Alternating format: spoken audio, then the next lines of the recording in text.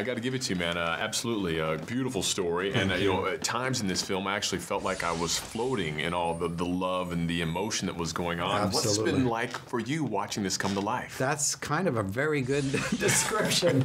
Kind of floating inside all this wonder and surreal delight, and I'm so grateful to be a participant in this. The whole way along, it's just been a grace gift, a little kiss of grace here and there and every day. Well, a gift you've been giving and sharing. Who knew, right? I'm working 3 jobs and writing this little story for a Christmas present for my kids on the train. Got it done, made my 15 copies at Office Depot, and who knew? Such a deep, reflective story, examining life and spirituality. Where did it come from? It came from 50 years of trying to figure out how to be comfortable in my own skin.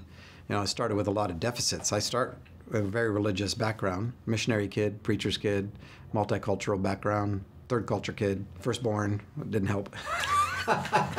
And with some real hurts and brokenness. And so the shack becomes the house on the inside that people helped me build. And I didn't get a lot of good help for a lot of different reasons. Some people just didn't have the capacity. And so you drag it along, and you don't want anybody in there because you're so ashamed of it. Create a facade that you hope people will grant you some affection and approval.